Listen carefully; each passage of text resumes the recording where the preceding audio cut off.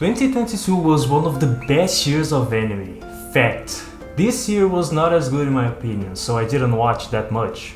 Yes, this is a man who tries to make a top 10 anime of the year, even though he hasn't watched anime.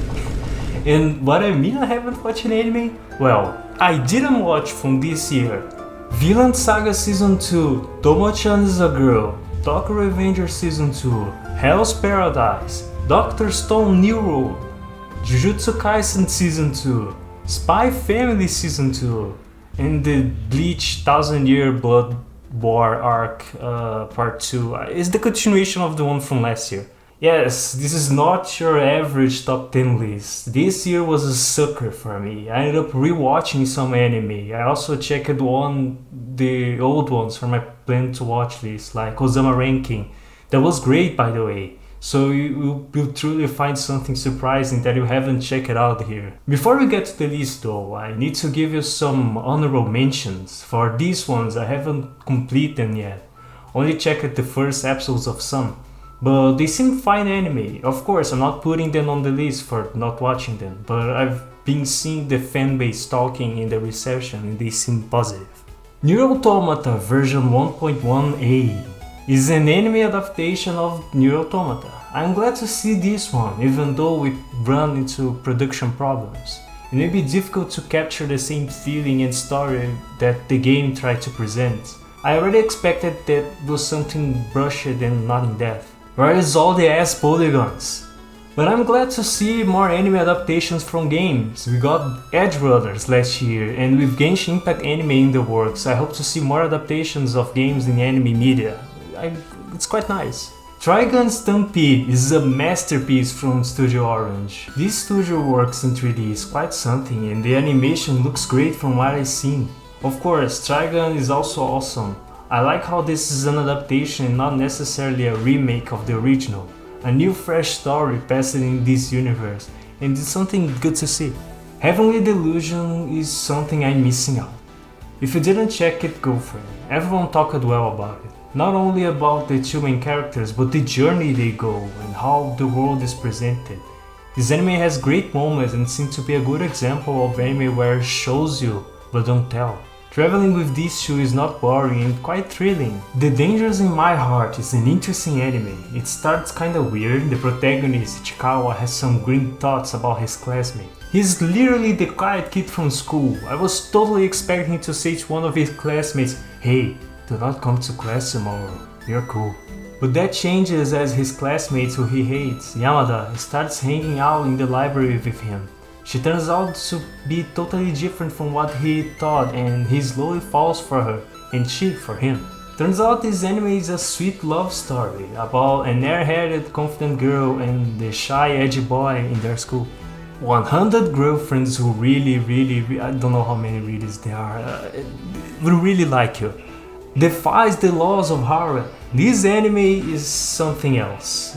Forget which girl the main character will end up with. Instead, if the main character will make it to the end. This anime is fun. It truly embraces the insanity of this premise, and I'm gonna binge it as soon as the last episode is out.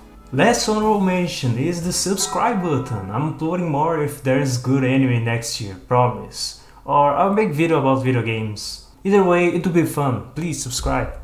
Now let's go for the official top 10 list. Yes, I know, this is not a top 10 technically, but I got to put some 100 somewhere. This anime is great. From episode 1 it shows you how good it is from premise and animation. Many of us feel empty inside, stuck in a shitty job, just trying to survive day by day. Dev scrolling social medias and listening to streamers talking about nothing. So 100 touches the theme of it, if this is what you really want. If the world was going to end when you would become a zombie, what would you really want to do? Akira is in this journey not to survive, but to finally live after 3 hellish years, and I'm totally glad to see he do it. The friends he make along the way, the adventures they go together. This anime is fantastic, but it also saddens me of how it is having production problems and had to be delayed. But I'm glad they are taking their time to make something great. Okay, now for the real top 10. Handsome Saito was unexpectedly good. This anime starts with a compilation of short stories in this world where our protagonist Saito was isekai. Saito is not a fighter, he's a handyman, or in this world a rogue, putting those locking peak skills to work, I see. I appreciate how the stories from this world not only serve as a good way to give world building, but they also connect, and later in the anime we got to see all those characters collide. It was a really good show that caught me by surprise. It may not be fantastic or mind-breaking anime, but can sure deliver deep jokes. Whoa. I really enjoyed Demon Slayer. It wasn't as good as the Entertainment District arc, but I still like it. Demon Slayer is not about a deep story, amazing plot twists, or mind-breaking 5D chess moves that will make the viewer jaw drop. It's about the amazing fights that make the viewer jaw drop. Studio Photo truly delivered more. This anime is something else, an example of doing the same move 1,000 times and doing it really well. Guess who's back? Shadow is back. Freaking love Eminence in Shadow, and I am so glad to see more of the girls. They finally get more of a spotlight this season, and the arcs are quite fun to watch. I still find it hilarious how Sid is just messing around and somehow people think he's 5 steps ahead. I still feel like this anime is missing a main goal. We are just seeing them fight the Diabolos cult, but that's still extremely fun. I've been liking this anime a lot. I know this anime is not good, most people eyes roll when first checking it, but I can't help it liking it. Duke of Death and his maid is a sweet romance where the protagonist can literally kill anyone he touches, but his maid is still as clingy as she can possibly be. This is a sweet story about the guy quest to break his curse and to be with the one he loves it, and although it can be silly at times, the anime always moves forward. We will always have progress, and with the season 3 coming, I can't wait for more. I don't know if there is more to say about Attack on Titan. Overall, a great series with an inconsistent ending in my opinion. I had my enjoyment following, and that was about it. Following Attack on Titan with the anime community as every episode was out was what made it fun to watch. Of course, every plot twist hit harder, every battle was amazing. The music's a masterpiece, Hiroyuki Sawano is a beast. Attack on Titan will go on in history as one of the best anime ever, and what got modern anime audience to check on anime. I want to thank Studio Mappa, Wheat, every person involved and Hajime Isayama for it. Once again, thank you.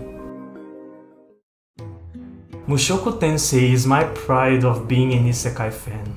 This accursed genre who ruined many chances of other good anime to have an adaptation, who made the fantasy genre a pain to follow and filled the light novel industry with the most generic junk you can see.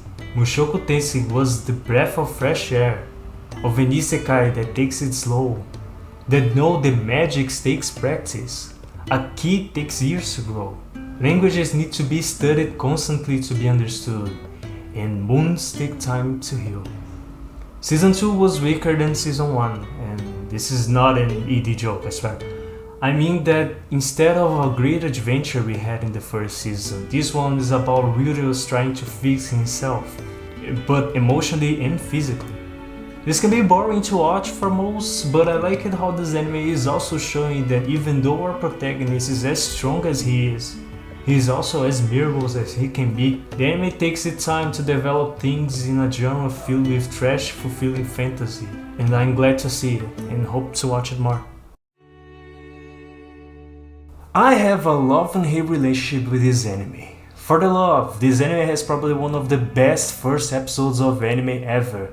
The opening and ending are bangers, the premise is fantastic, the characters and story is great. But for the hate, this anime touches in an industry that I know is messed up and show its true identity. It's not something I like to see highlighted, but I realize that it sees more in a way to reveal to the audience instead of promoting it, especially with the later episodes. I love how it not only judges the industry, but also all the bastards in the internet for hating people online for the most trivial things. This was never more something that we needed to see. Honestly, fuck Twitter. The impact of social media, why some anime or series that are clearly bad and rushed adaptations being made as they are, have those. It shows what happens behind the curtains while giving you the fakest smile that makes you believe it. Oshinoko is a fantastic anime, a masterclass of character writing and a slap in the face of the entertainment industry.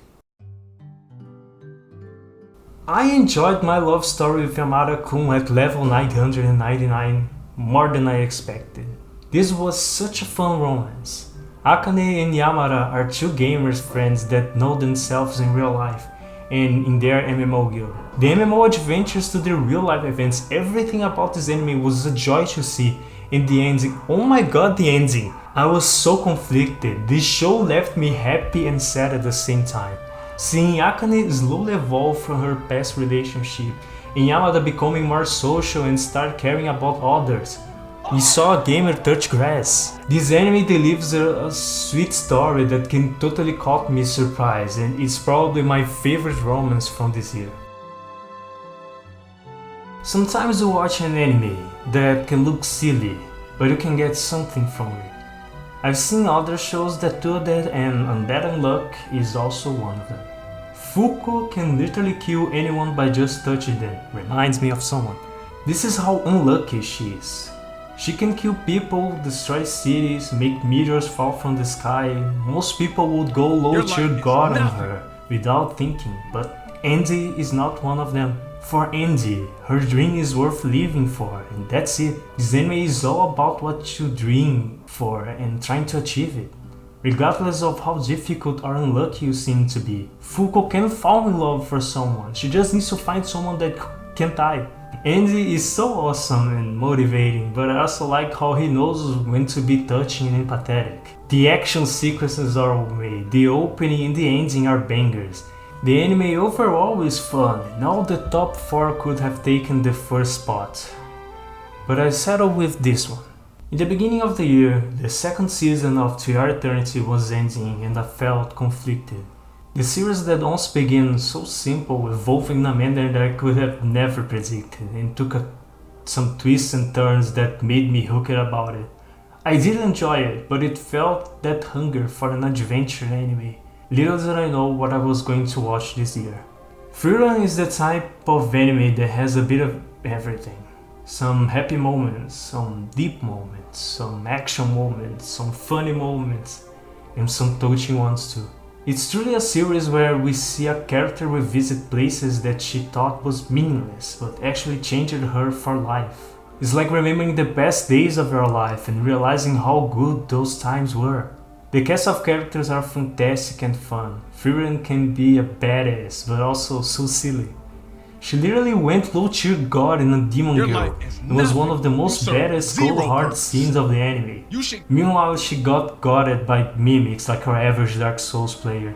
This anime is truly going on a journey. The places she revisits gives you this lesson about life and the world itself, not talking necessarily about the world building here. Freerun Beyond Journey's End is a compilation of life lessons in a fantasy adventure anime, and it's freaking beautiful. Sup everyone, how are you guys doing? I'm doing good. Can you imagine that 2023 is already over? I remember starting my channel over 2.5 years ago, and in half a year to make it 3. If I continue making videos, of course. Which reminds me that I didn't make a lot of videos this year. Probably because I wasn't watching that much anime. That's why you're getting some gaming related content as well. There was a lot of cut content and honestly I felt burnout. But I'm happy. I'm hanging out with family and friends more, doing different things. I'm in a way better place. 2023 was a big year for me and I hope it was for you too. Now we look forward to 2024, wherever you are, whoever you are. Let's hope that we have some more great anime in the next year to come. And I wish you all happy holidays and a great 2024. Have a good one.